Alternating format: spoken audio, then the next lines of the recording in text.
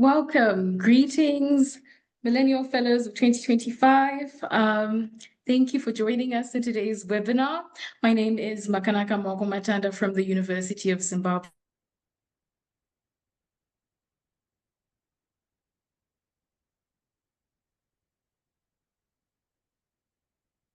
Okay, thank And Makana. there's always a technological twist, isn't there? Always. Makana, are you back?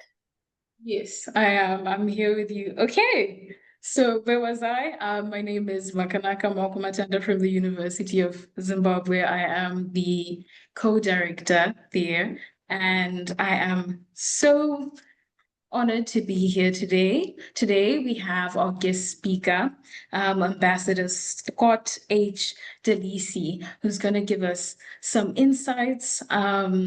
Really, thank you all for coming. So at this moment in time, we'd like to introduce some of you guys. So if you could, please just give your name, your country, and the university from which you're joining us. And also, if you're able to, you can unmute yourself. We can unmute you if it's possible, and then you can introduce yourself if you feel comfortable. Just raise up your hand. Okay, we have Nigeria. We have Qatar. We have people joining us from India. Okay. Seeing we have a few hands raised here. Okay, can we have Habibat Alatunde? If you're able to introduce yourself. Good afternoon. Good morning. Let me just say good day. Good day, everyone. You didn't pronounce my name correctly, but it's fine. It's Abibat, and that's actually fine. So my name is Abibat Olatunde. I'm from the country Nigeria, and the name of my university is University of Lagos. The SDG I'll be working on is SDG 4, because I believe in the power of quality education. Thank you. Thank you so much. Thank you so much for that. We also have Ahmad. Ahmad, if you could.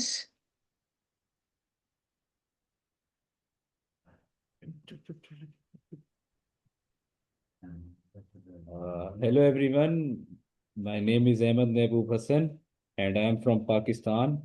I'm doing bachelor's in political science from the Bahauddin Zakia University. Thank you. All right, thank you so much, Ahmad. What time is it there? There is 8 p.m. Okay, thank you so much for taking the time to join us. We have Stalin. We have Stalin. Could you please introduce?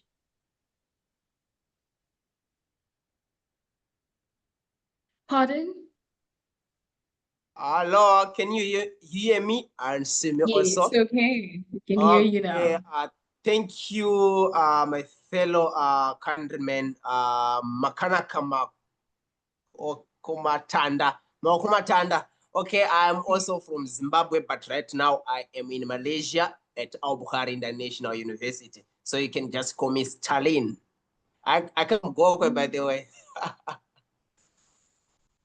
Thank you so much, Stalin. I noticed the last name and I was like, this one looks familiar. Oh, thank you. And now we have Shiva. Can we have you introduce? Okay. Hi everyone, I'm Shivam Adhikari. I'm from India. I'm from Ashoka University, Sonipat, Haryana. I'm a second year international relations, pursuing my international relations major from Ashoka University, and I'm looking forward for this talk with Ambassador. Thank you for having me. Absolutely. Well, thank you, everyone. At this moment in time, I'd like to introduce our speaker, our guest for the day. Our guest is Ambassador Scott H. Delisi, who served as an ambassador to the Republic of Uganda from 2012 to 2015. He served as the ambassador to the Federal Democratic Republic of Nepal from 2010 to 2012, and the ambassador to the state of Eritrea from 2004 to 2007. He also served as Deputy Chief of Mission of the American Embassy in Gaborone, Botswana, as well as the Director of Career Development and Assignments in the State Department's Bureau of Human Resources, and as the Director of entry-level programs in the same bureau. Amongst his other democratic assignments, he served as Director of Southern African Affairs, and also in the Bureau of Intelligence. Served in the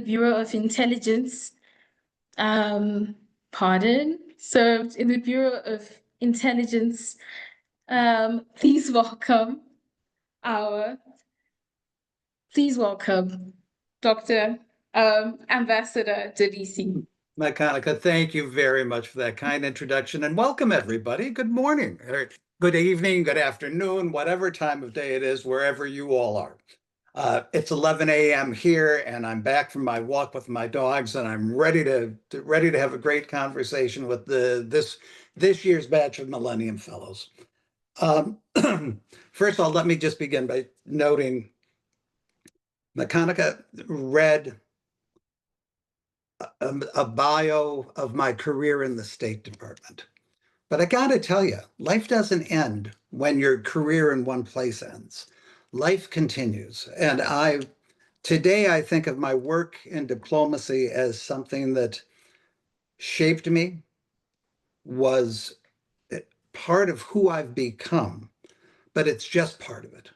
Life is broader than just our jobs or just our titles.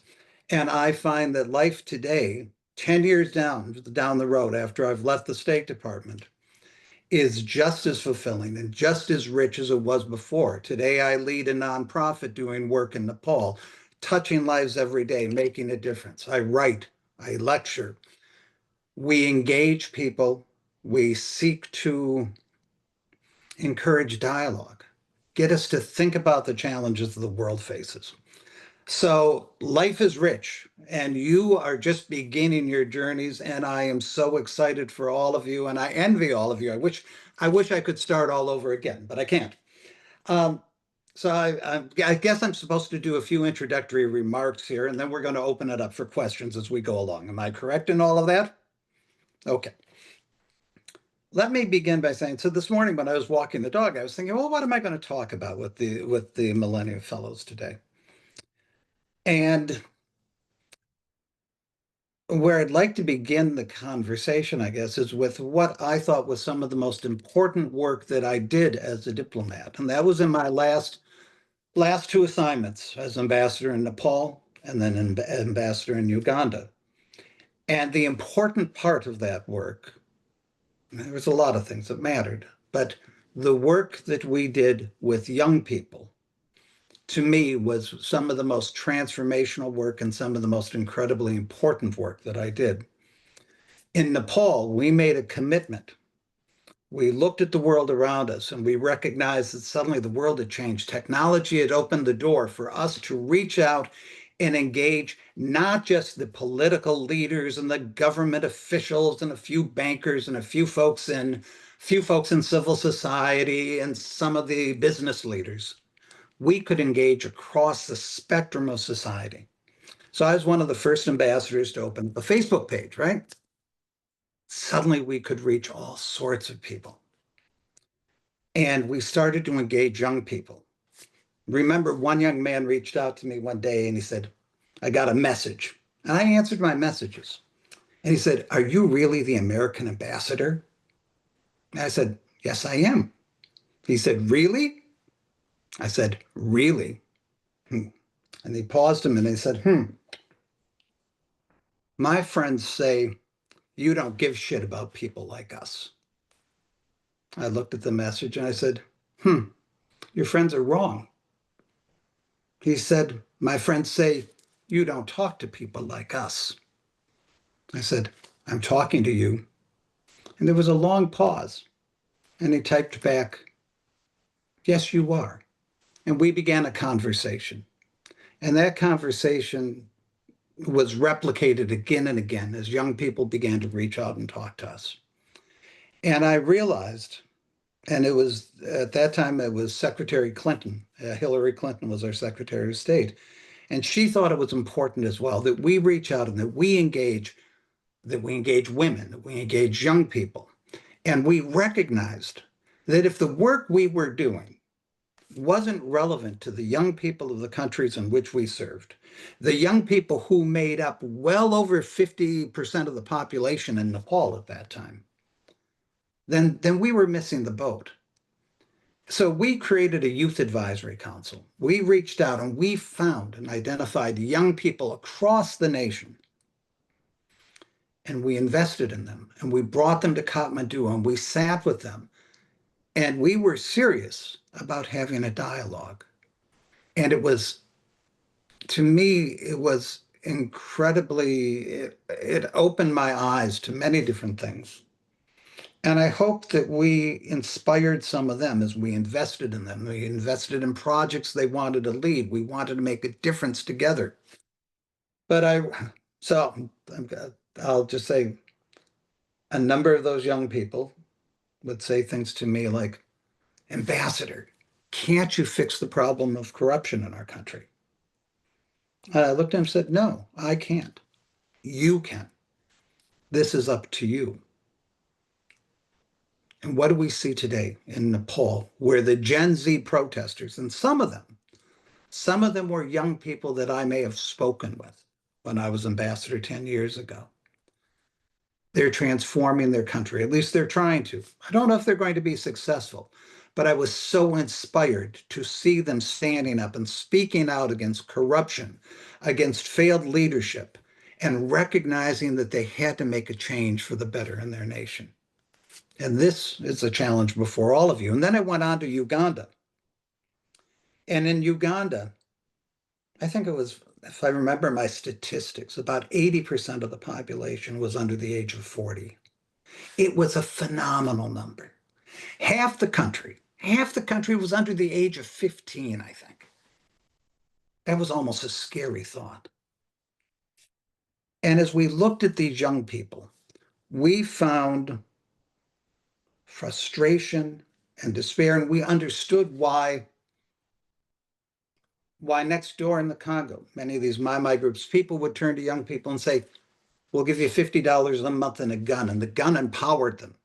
It was the wrong sort of empowerment, but their leaders weren't doing this. They weren't reaching out. They did not see young people as a resource to be cultivated and nurtured that could help transform their country. They saw them as a threat, as a force to be feared. We didn't see young people that way, and we sought to empower them through dialogue, through listening to them, to offering them opportunities, to sending them to the United States. And President Obama championed this through our Young African Leaders Program. And we sat and we talked, and I remember talking for hours with groups of young people, not being prescriptive, but offering perspectives about why we were there, what drove our service, what we were committed to, and listening to them. And I recognized in these young people, I mean, we always say, oh, young people are the future, right? It's become so commonplace to offer this, but it is incredibly true, and it is so important that we take the time to listen, to build partnerships, to offer them the skills and the training and all that they need to succeed, because they've got a hell of a challenge ahead of them today. I just mentioned these young people in Nepal, the Gen Z protesters who stood up and spoke out. We're seeing the same thing happen in Madagascar recently, and we're seeing these movements in countries around the world. As current leaders, let me put it this way. Most of the leaders, as we look around, are of my generation or even older than me, and that's pretty damned old, right? I see this in our own country, in our Congress. I don't believe that they necessarily recognize the challenges of the future. They're more concerned about holding on to power and continuing the policies of the past. I think they're fighting over the wrong things. You, as Millennium Fellows, you who are committed to strategic development goals are looking at a world that is fraught with challenges. And they are more than I could even begin to number.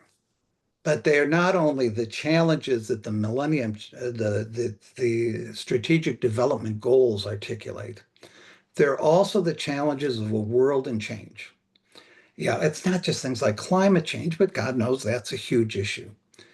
It's technology. It's how are we going to manage these rapid changes that are transforming the landscape? And most of our leaders aren't looking at this, but these are the challenges that you're going to have to ask yourselves. These are going to pose moral and ethical challenges to you, as well as policy challenges. And there's so much that we have to be thinking about. And for me, that work that we did with young people was the beginning was part of what we all should be doing all the time, everywhere. We aren't, but it's where we should be focusing our efforts.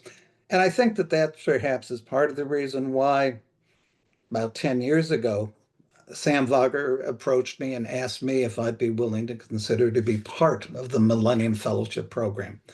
I serve as an advisor, and I don't really do much in that role at all, other than perhaps having the opportunity to speak with a class of fellows like you.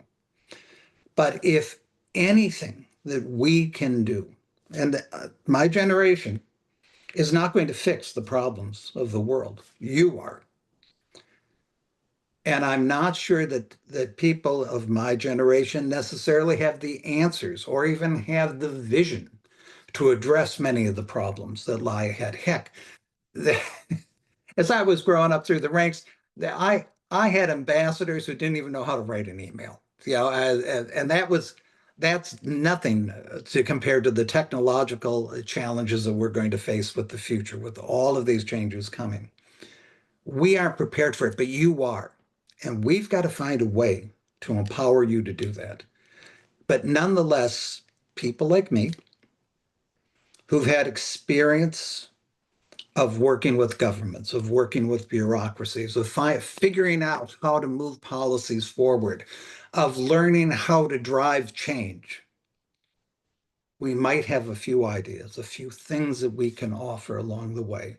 And it's these sorts of partnerships where the youth who are going to drive the future can tap into the resources and the skill sets of those who have come before. And together, I hope we can build a future that really does mean something. So anyway, to me, that's the important part of the conversation. It isn't what I did. It wasn't, wasn't how did I get to be an ambassador or anything else. It's about where we are going as a community, as a global community. And especially as we try to do this when we are dealing with governments, and I include mine is foremost among them, who are looking to the past and not to the future, who are not committed to a global partnership, but who are looking to their national interest. And I recognize the importance of us caring about our national interest, but what we don't recognize, what the current government in the US, in my opinion, you can disagree all you want, that's fine. But the current government in the US does not realize that it is in our national interest to engage the world, to be partners in the world, that putting America first means building partnerships, not building walls. In any event, if I were to say anything to you, and I'm probably going to say this again and again and over the course of the time that we have this morning, but I say it because it is the most important lesson that I've learned. So let me just step back for a moment and say, when I joined the State Department, I was 28 years old. I had no clue what I was really getting into. I didn't join to serve my nation. I didn't join to change the world. I joined because I needed a job. And I was running out of schools to go to. I stumbled into a career in the Foreign Service almost. But I quickly learned that what I had stumbled into was a career of service. It was a career of service to my nation, and it was a career of service in pursuit and in support of values in which I believed. It was a career in pursuit of building a stronger global community where we could make a difference. And I learned that engagement was the key. Engagement and understanding why we served. And this is what I would ask all of you to think about as you go forward, no matter what you are doing. Ask yourself that question. Why do I serve? What values am I seeking to advance? What do I believe in? I think you all know this already. The fact that you have brought a commitment to the strategic development goals, the fact that you are seeking to come together as Millennium Fellows, as part of the Millennium Fellowship program, to think about these issues, to build a better world, you are beginning on a journey that will be part of a lifetime commitment, I hope, to service in pursuit of values. So I think at this point, I see it's 11:27 on my clock, and I remember seeing a program that said at 11:25, the moderator was going to pose some questions. Is that what we're doing today? As a starting point, and then we turn it over to some of the Millennium Fellows? Yes, sir. I'm at your disposal. Before we get into the question, Sure. thank you so much. I understand your role as ambassador to all these different countries has ended, but I feel at this moment in time, from what you've been saying, your role as an ambassador to the youth is just but beginning, or it has been in the process, and you are still actively taking part in that. So thank you so much for that contribution that you're making to really facilitate growth between and better communication between these generations, between our generations. And now to start with the question, as an ambassador, the field of diplomacy is, of course, as you might have witnessed, a very hard place to break into. In your opinion, what important steps could we as Millennial Fellows interested in foreign policy take in order to succeed? Not all of you, I don't know how many of you would aspire to a career in diplomacy. But amongst those who aspire to such a career, many of you will not succeed in entering that career because, as you suggest, it is a very difficult field to break into, but that varies greatly from country to country, right? When I joined the Foreign Service, 20,000 of us began the process. For us at that time, our examination process was offered once a year. 20,000 of us began, 200 of us got in, 1%. 1% made it in. Now, that didn't mean it was the end of the road for the 99% who didn't get in. Some of them, perseverance. There were people who took the examination 4, 5, 6, 7 times. Ultimately, they did succeed and they joined the Foreign Service, and more power to them. And as I reminded them, once they got in, some of them say, oh man, it took me 7 tries. I said, nobody cares. Once you're in, you're in. We don't look and say, how many times did you take the exam? We don't compare notes on that sort of thing. All we know is we are all there in service. So perseverance. To succeed, for us to succeed in the examination. And whether you're preparing for an examination or not, it is read. Pay attention to the world around you. Look at the news, look at look at The Economist, look at foreign policy journals, look at those who are offering analysis and trying to understand the complexities of the world in which we live.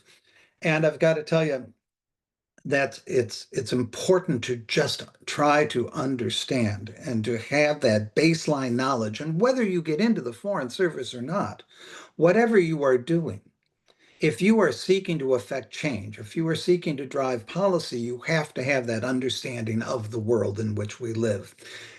We can't just take what we learn at university and seek to apply it to the real world, because it doesn't always work that way. What we learn in university, what I learned in political science, all of that was wonderful context and background. But the real world is a much messier place. And it's a world in which personalities often matter as much as policies. People who are driven to pursue power, who refuse to relinquish power. Individuals matter as much as parties, as much as vision and all the rest sometimes. And understanding that and figuring out how do we manage to drive change in this sort of environment, that's part of what you've got to be thinking about.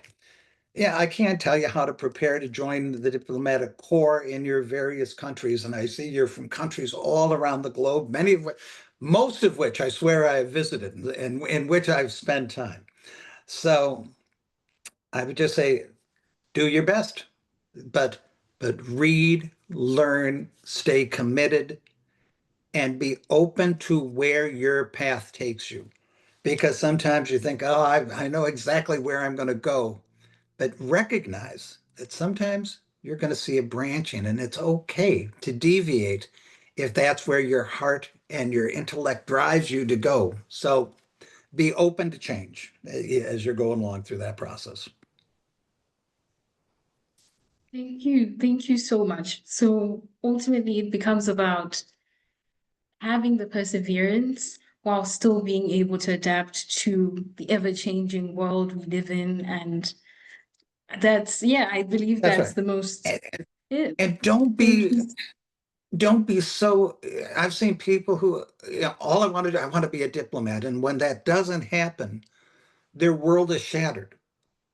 There's so many other paths. There's so many ways we can engage. Don't let one dream become so important that if it's not achievable, that you can't pivot and find something else, because there's so many ways we can make a difference in this world. Thank you so much, Ambassador. I'd like to mention that please give us all your questions. Write down all your questions in the chat below. Just write your name, your university, along with your question. And on to our next question. So you are an executive director of Engage Nepal, a nonprofit serving the people of Nepal. The nonprofit has done various initiatives such as SCH Education Fund, the Green Homes, the Green Kathmandu. Yes, Kathmandu, among many others. What are the best ways to collaborate and build trust with local communities when it comes to social impact? That's a really good question. And my answer would be listen. More than anything else, I remember when I was ambassador in Uganda, I met a young American woman. She was a nurse who had begun a nonprofit seeking to engage in communities in Uganda. And she came to me, we had a great conversation, and she said, she was traveling in Uganda with her father. And they were traveling, they saw poverty, they saw challenges, they wanted to help, they wanted to make a difference. So they went to a village and they saw, oh, the kids were all barefoot. So they thought, that's it, so they went out and they went and bought shoes. And they gave the kids all shoes, and it wasn't that great. And they came back not that much later, and the kids were still barefoot for most of the time. Yeah, they perceived that the need was for shoes. That was their perception. She said, we realized that maybe we were wrong. So she spent months living in the community. She spent months talking to people and learning to understand not what she thought they needed, but what they thought that they needed. And it really does. It begins at that level. So often I've seen too many nonprofits that are more interested in having, big white SUVs with their logo on the side, driving around the country, and they're going to help save the people. And they're going to go in and tell the folks in the village how to do this or how to build a better future. And they don't bother to listen. They don't bother to ask the people, what do you think you need? So I've tried to avoid that mistake at least. And I've had the chance. So we don't even have offices in Nepal. I've got no SUVs, but what I've got is Nepali partners who have committed themselves to development, to engaging the communities in which they live and in which they work, and who know the communities, who have the trust of the people in the communities, and who have listened and who come to me with proposals that the community believes in, not that are part of, I've got a theory, or the book tells me that this is how we do uplift, or USAID's, God knows I was sometimes critical of USAID, but I miss it terribly. I think that this was one of the greatest failings of the current administration. There are many, in my view. But I think that our failure to continue to engage the world in a meaningful way is one of the biggest mistakes that we've made. But it is, again, it's about listening, it's about understanding, it's about not prejudging how we can make a difference and where we can make a difference.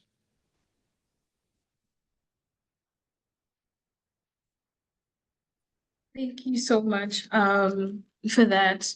It really goes down to asking the right questions and asking before trying to make an impact. I remember we went through that as fellows, and as the Millennium Fellows, we did have a point where we had to discuss such matters and such topics, and it really did realign a lot of our projects in terms of trying to make sure that we were focusing on our community in the right way, because many a time you find you do have an idea and it's based off of this sort of isolated idea that you have without really going out there and asking the necessary questions. So thank you.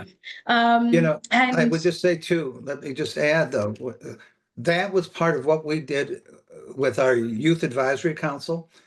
We had money that we were willing to invest in projects that they came up with, but there wasn't enough money to do every single project. So it was up to the young people to talk together to figure out what made the most sense. They had to make the choices.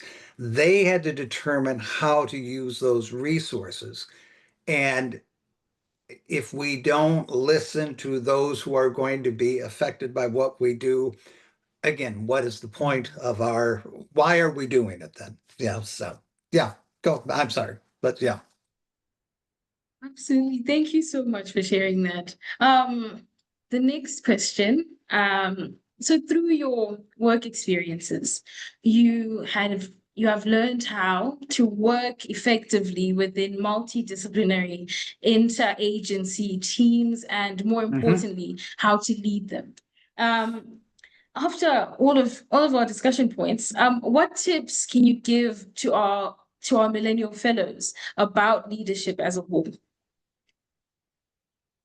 First, I would say that leadership, you don't have to have a title to be a leader. We can be leaders every single day. We can be leaders within our communities, within our schools, within our families. It's about knowing where you want to go. And it's knowing why you want to go there. Again, I come back to that idea of values and beliefs. It's challenging. The leadership within an institutional or a governmental environment can be a challenge, right? You've got bureaucratic structures, and you have to take the time to learn how they work, to learn where power resides. And there were times as a young officer coming up through the ranks where I might have thought I had a really good idea, but how do you sell it? Sometimes it was planting the seed or handing that idea to someone else who was better positioned to affect change. Let your idea become their idea. Let them take the credit for it. Let them feel the ownership of it, and you just step back, because if that's going to move it forward, you move it forward. There were times where you had to work behind the scenes. You had to work with other agencies and get them to put something forward because your own agency wasn't willing. There were times when to affect change, and I've got to tell you, change seldom comes in sweeping, dramatic moments. Sometimes it does. We'll see if it comes in Nepal. We'll see if it comes in Madagascar, where youth movements are trying to drive change. But there's a long way to go yet on those playing fields. But usually change is incremental. So again, you have to have a vision, and you have to know that you're going to have to work at this over time. I remember Thabo Mbeki had a vision.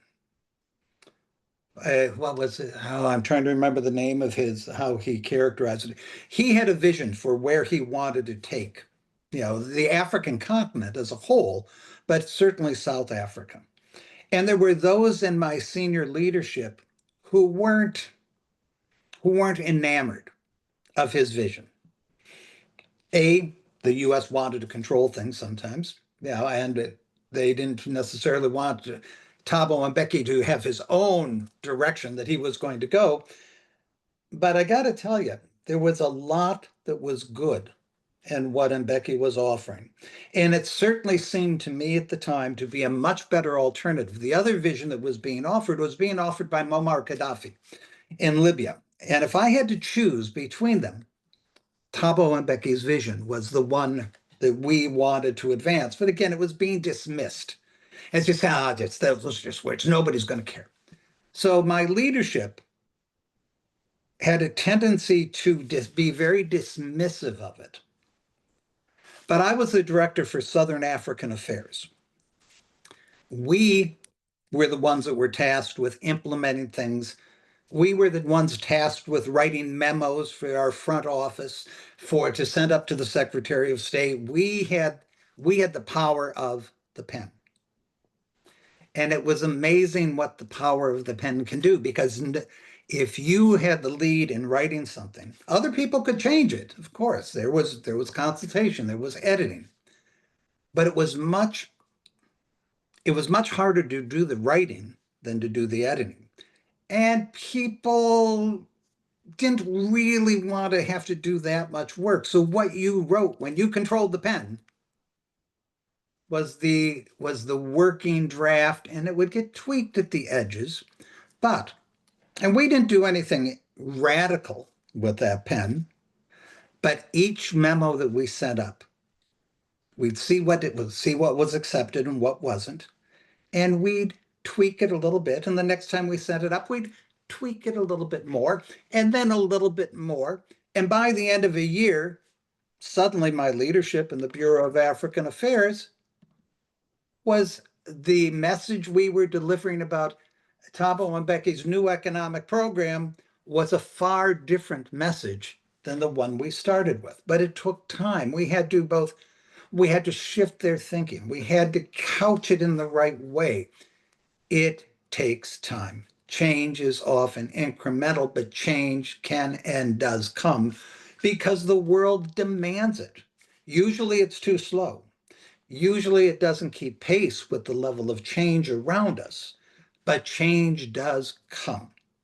The challenge, it seems to me, again, as we talk about leadership for your generation, is we are dealing with a world that is changing at such a prodigious rate. There's so many things that are going. Yeah, I don't recognize the world today looks nothing like the world that I was born into.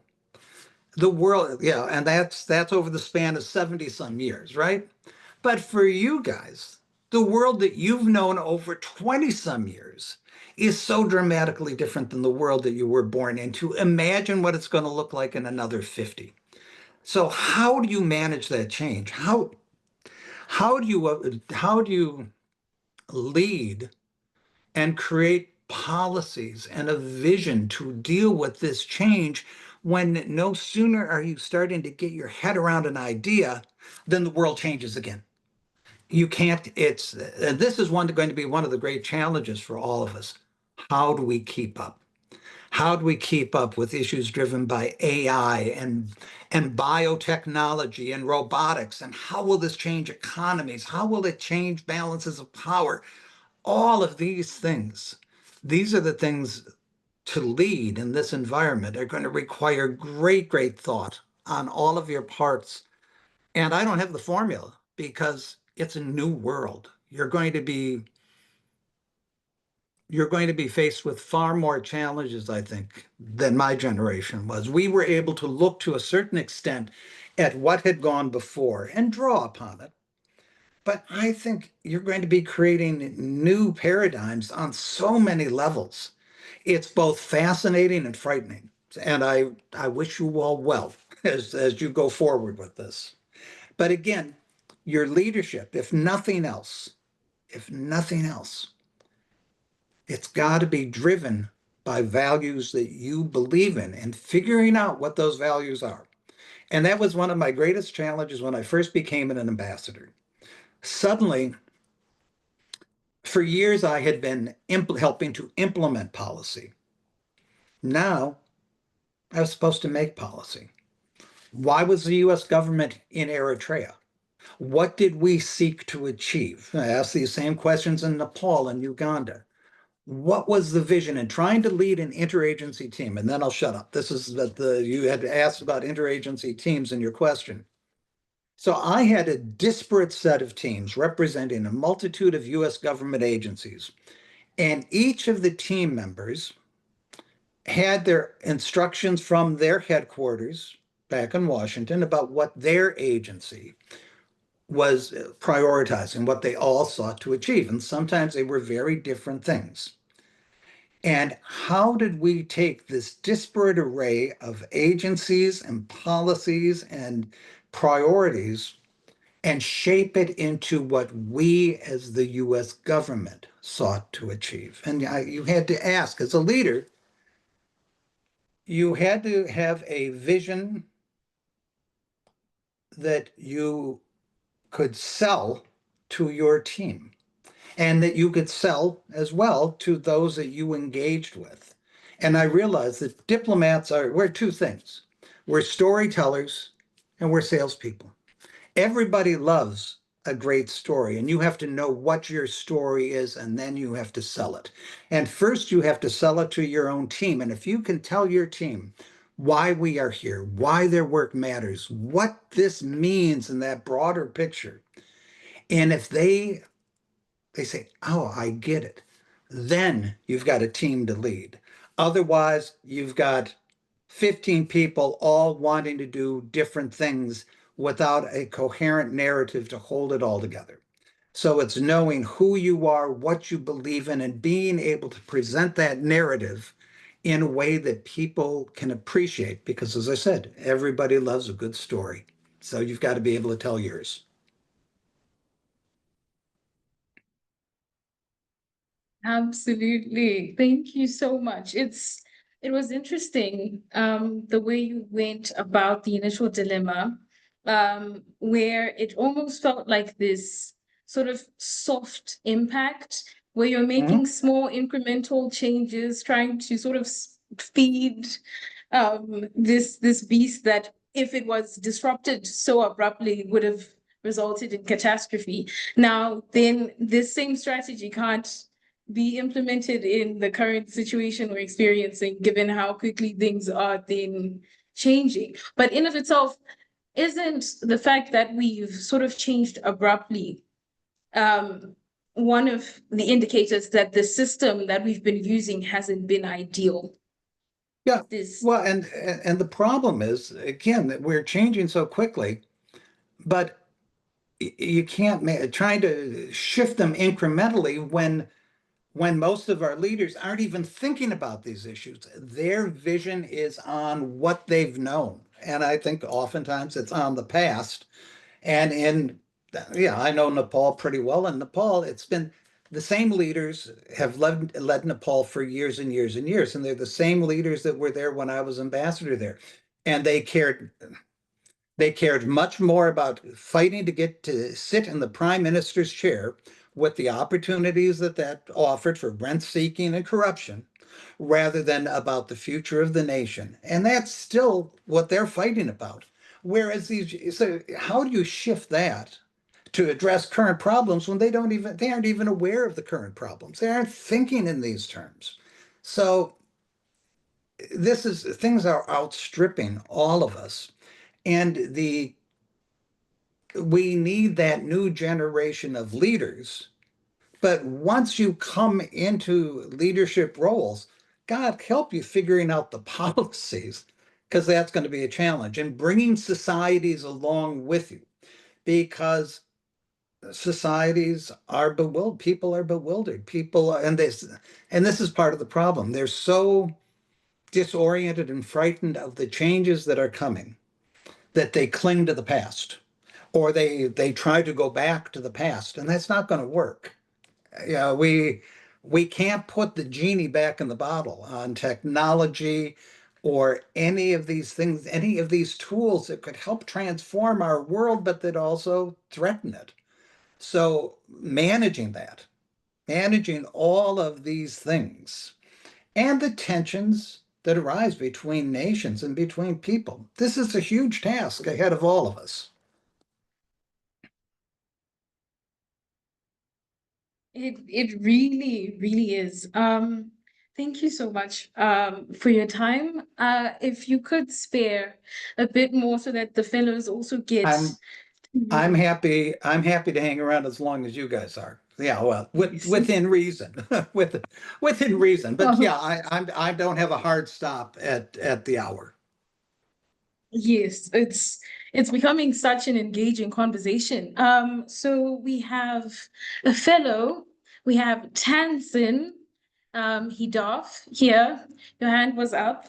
If you could ask your question. Hi, I'm Tasneem Hafidan from Azaytuna University, Libya. I'm a medical student. And since I'm from a country where conflicts exist, I'd like to ask you about a question that is very, very, very important to me. In a place where conflict leaves deep scars, hope can feel like a fragile currency.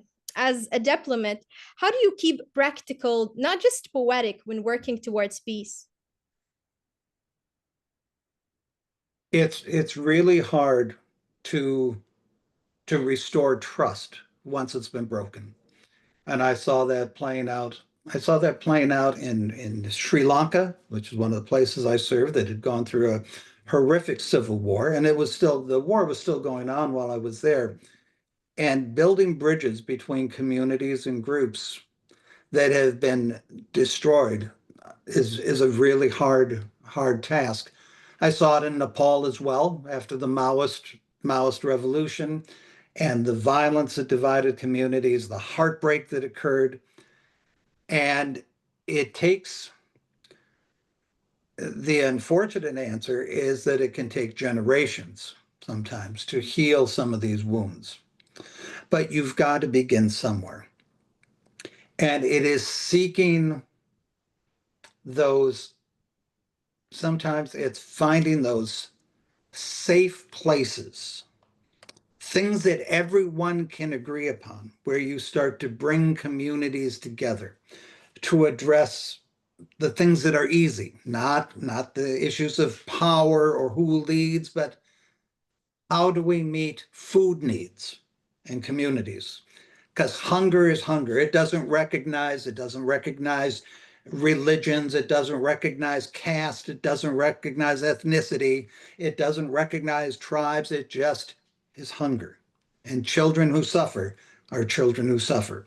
And sometimes we begin to bring communities together to talk about how we can bridge gaps there, how we can meet needs where some of these divisions are preventing needs from being addressed, right?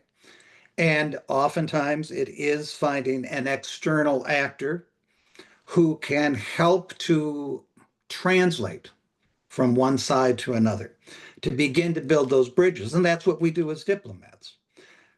A lot of my work during the time I was in Nepal, for example, was trying to find ways. It was the post-conflict environment, but the conflict was still very much alive and the hostility and anger was still very much there. And you had these different groups all seeking power in a new democratic dispensation. And finding ways, what do you do with the former combatants, the former Maoist combatants who were in cantonments? And we spent a lot of time going back and forth, kind of a shuttle diplomacy, if you will, but talking to the leader of the Maoists and then talking to the leaders of the other parties and trying to find a way through the challenges that were shaped in part by their own political ambitions as well. It wasn't always about the right thing to do, but recognizing that they all had their own desires for power and placement, and they didn't want to be disadvantaged, but yet to get to a desirable outcome for everybody.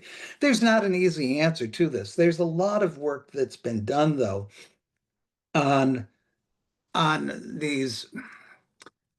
using other tracks than formal engagement, using faith communities, using civil society groups that are able to work across these barriers to begin to break down some of the mistrust. But it takes a long time. It really does. And it takes courage. It takes leaders with enough courage to take the risk of reaching out. It takes courage to be willing to bridge a gap when the people who follow you aren't necessarily ready to make that leap. But once you can make that leap, people will follow. But it takes time. You have to, and I go back. I've been around a long time. I remember it took Richard Nixon, who had been so hawkish about China, to actually lead the opening to China. And his party wasn't thrilled with it, but he had been seen as enough of a cold warrior, I guess, that he was able, if he was willing to open the door, there were others who were willing to follow. It's a hard proposition, and I wish you well. And unfortunately, you aren't alone in Libya in dealing with these issues. This is true in so many nations. And again, this is part of what we're all going to have to continue to work to address. Thank you, sir. It becomes a continuous race against time and for time itself. And now can we have Ryan? Ryan, your hand was up. If you could ask your question. Yes, hello everyone. Thank you so much. So my question is, as someone who has, I will introduce myself first. I'm as well from Libya. My name is Ryan, and I'm from Al Zaytuna University, campus director of Al Zaytuna University. My question is, as someone who has translated from formal diplomacy to grassroots community work, how do you see the role of empathy evolving in modern diplomacy, not as a soft skill, but as a strategic tool for global impact? I'm sorry, the role of what? Sorry? Your Role of question, you said, empathy in involving of in empathy. modern. I'm Yeah. For me, I think it's extremely important. I think I have taken more satisfaction in some ways than the work that I do today, leading a very small nonprofit, than I did in some of the work that I did as an ambassador. As an ambassador, somebody would come to you and you'd say, you'd get a big book after the project was done, and you spent $50 million, and you'd X number of households reached, all of these good things. And I was proud of what we did. And you knew that there was an impact. But the power of knowing the names of the people that you're helping, of knowing their faces, of seeing the joy on the face of kids who are able to continue their education because you were able to help. You get a letter signed by the 7 kids in one village promising how hard they're going to work and what good students they are going to be to build the future for their country. And it touches you in a way that doing a $50 million project, but just seeing a bunch of numbers at the end doesn't. Recognizing that there's a human dimension, recognizing the humanity that is behind all that we do. This is important. And it's true in diplomacy as well. It's not just the work in a nonprofit. You can go in, you can have the best ideas ever. You can be determined to advance a policy on behalf of your government or because you believe it's the right thing to do. But you need to listen. You need to try to understand the person that you're talking to. You need to try to understand, have that empathy for the concerns that the president of Uganda might have had, or that the leader of the opposition, or the speaker of the parliament. What is it that drives them? Sometimes you don't like what you see, when you're trying to really understand them, and you say, this isn't a real good person. I'm not finding the humanity that I'd like to there. But sometimes you're surprised at what you do find. But you've got to set aside your prejudgments and you've got to listen to the other side. And this is, again, one of my greatest challenges was as a diplomat for the United States of America. When a new administration would come in, they'd say, we've got 4 years, maybe 8 if we're lucky. We've got 4 years to reshape the world in our vision. And they just go in and tell them to do it because we're the United States, by God, and all the rest of it. But the world doesn't work that way. And it's not just because you have power. You've got to try to understand. You've got to recognize that the leader of the smallest country still is the leader of that country, and they have as much dignity and much belief in their sovereignty as the United States of America. And you've got to be able to listen and understand. So empathy, no matter what you're doing, is hugely, hugely important. Thank you so much. I'll promptly move on to the next question. So this is coming from Oladetan, from Lagos, Nigeria. He says, in my country, Nigeria, we're facing a growing challenge where peaceful protesters and human rights advocates are being arrested, detained, and silenced. And despite our constitutional rights and Nigeria's international obligations as a UN member state. As someone passionate about democracy and civic engagement, I'm curious to learn from your experience on democracy, from your experience on how democracy can be effectively used to promote accountability, protect civic freedoms, and prevent human rights abuses within escalating tension between citizens and states. It's an interesting question, and it's relevant not just in Nigeria, it's relevant in the United States of America today. where many of us feel our freedoms and our liberties and our democratic rights are being undermined as well. I've been out on the streets protesting, along with millions of others on No King's Day and all the rest of it.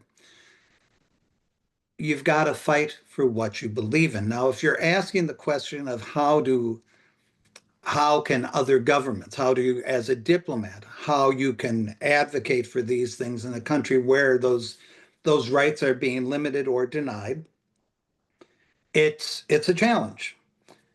Oftentimes, nations are too willing. No.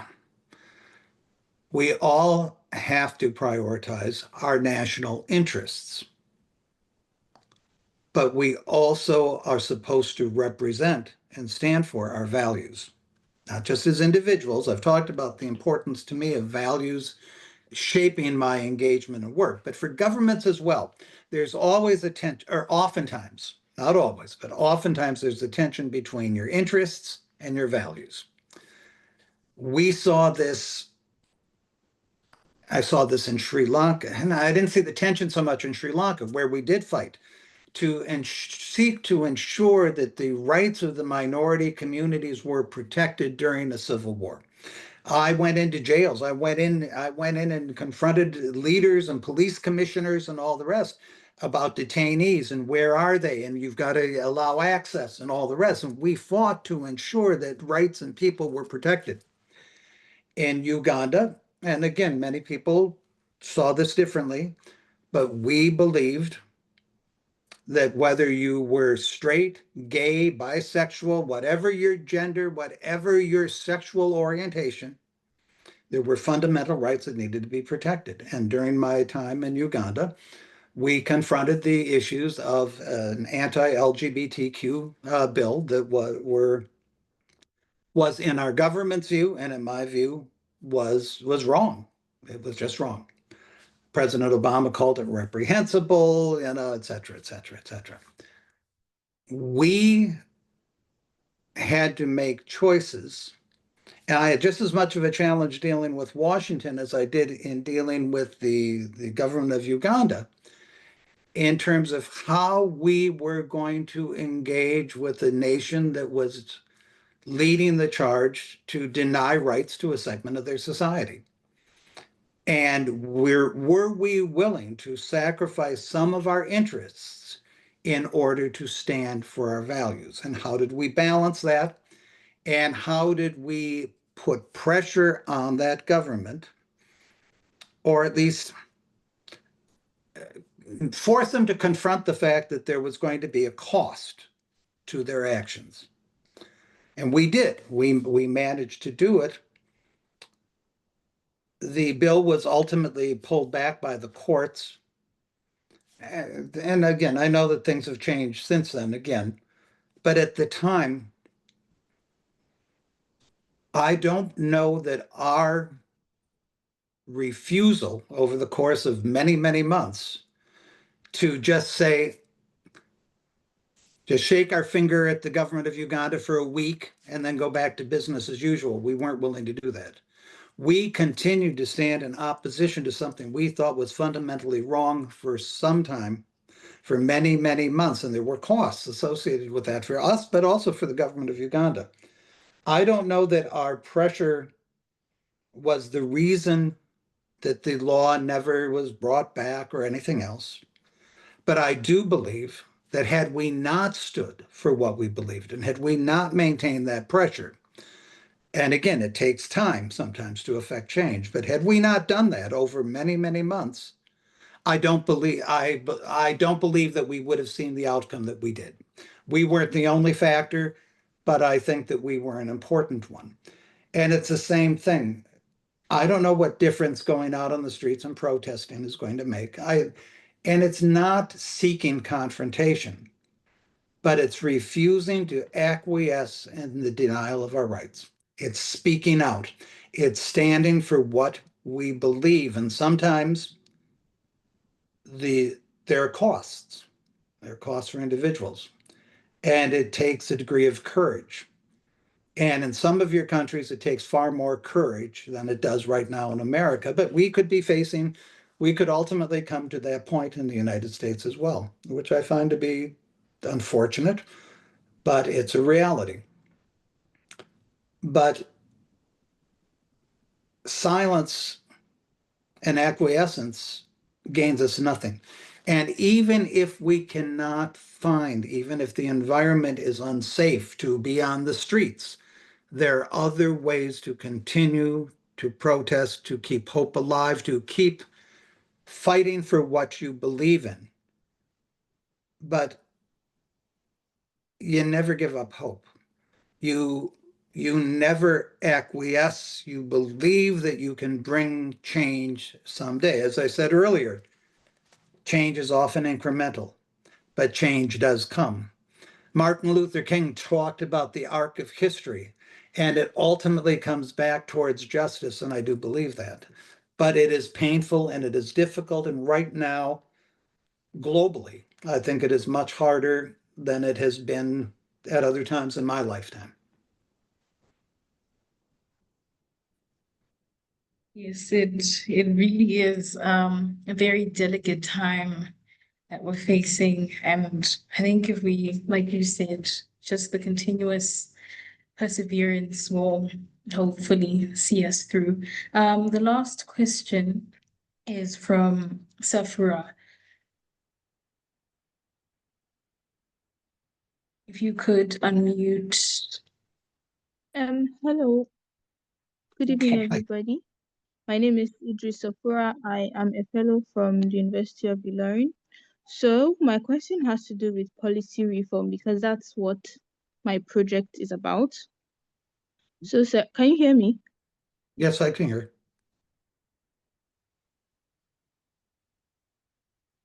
Can you hear me? Yes, we can hear Hello. you. Yes, we can hear Okay, you.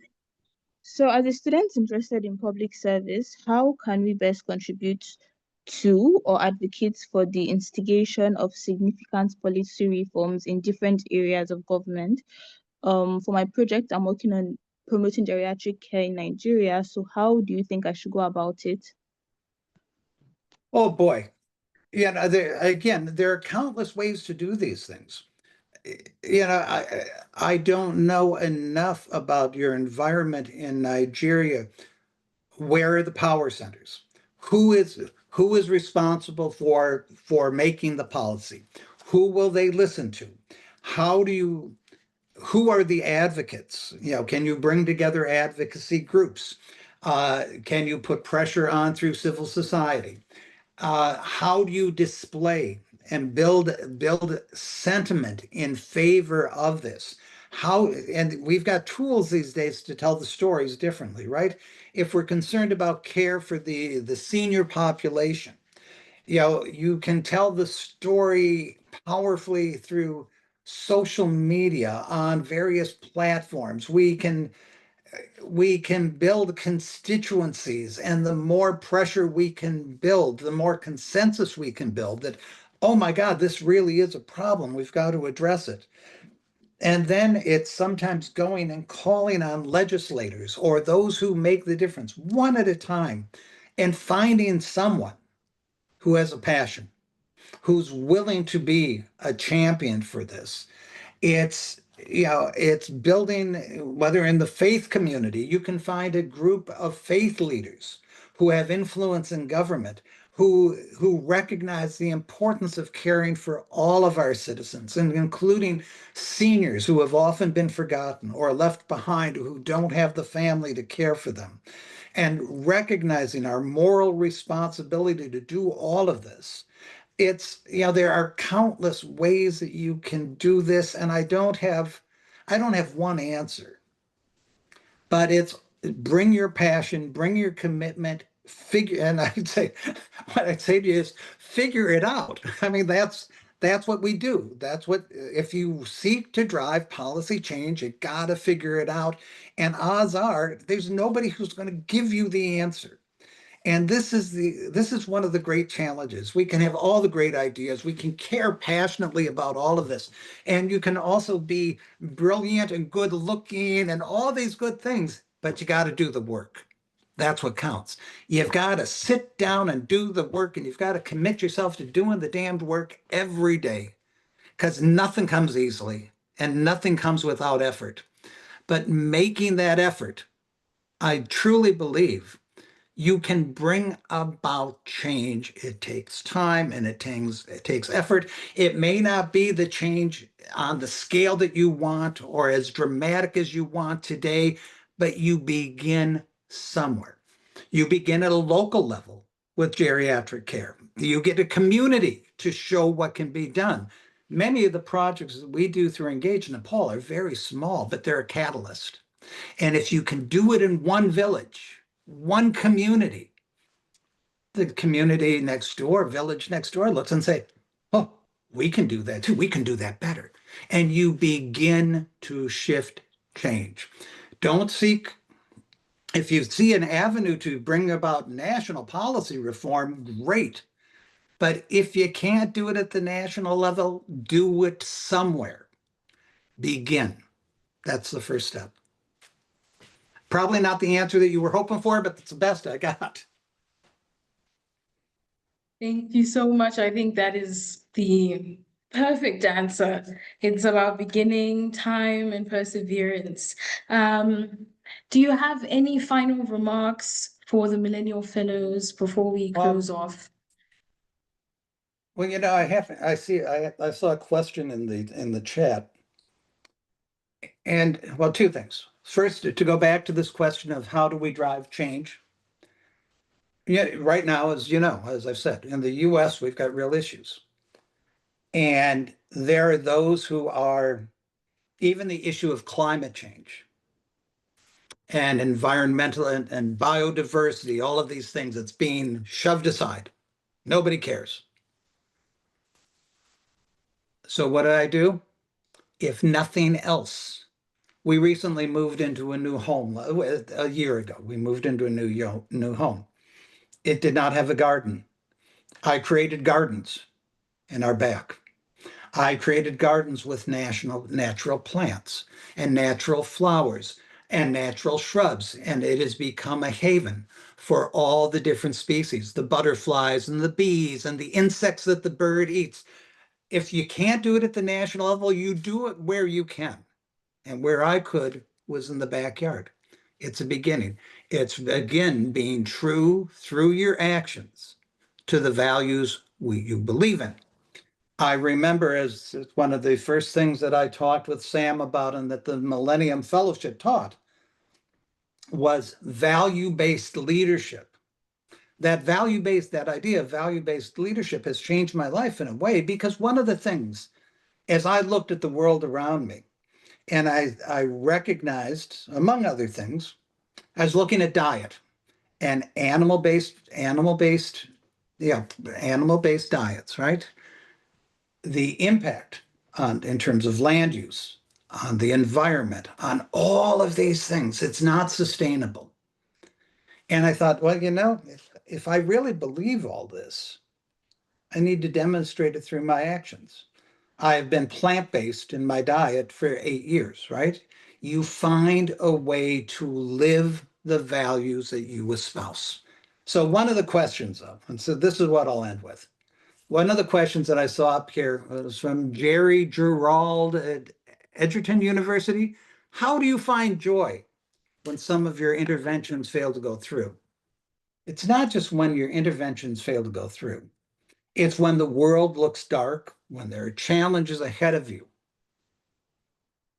You've got to find, and no matter how, so here's the message. You're all committed. You all want to make a difference. You're all seeking to drive change, and God bless you for doing that. But don't forget to find joy in your life. Find joy earlier, before we began, my pup, one of my dogs, was trying to crawl into my lap. I find joy when I walk my dogs. I find joy when I work in the garden and bring fresh soil forth. I find joy when I'm with my grandchildren or with my children or walking with my wife. Find joy in the simple things in your lives. You can't You can't let the challenges, because you aren't going to solve everything. And you aren't going to solve everything overnight.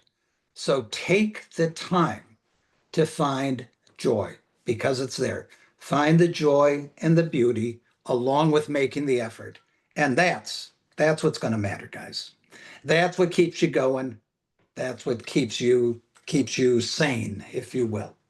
And recognize, though, that you may not make all the difference that you want, but if you touch a life, and this is what I used to tell my teams, and it's what I find today with Engage Nepal, our nonprofit.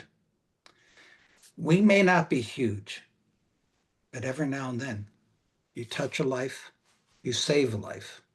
And man, that's a hell of a good day's work if you save a life. And be grateful for what you can do. Find the joy in life. Know who you are, know what you believe in, and keep on trying. So that's what I've got for you. Thank you so much. It's been an insightful, amazing experience. Thank you for sharing your wisdom, and once again, for being an ambassador to us as youth. You've really enlightened and touched so many people here. For now, if you could you please enter your email My in the email chat was at box? my email is at the very start of the chat, but since it may be hard to get back to it, is this chat, can you send a transcript of the chat, or because I've seen all sorts of questions and interesting things kind of scrolling along as I've been chatting here, but I haven't had a chance to look at it. If you can do that, if not, maybe some folks will reach out.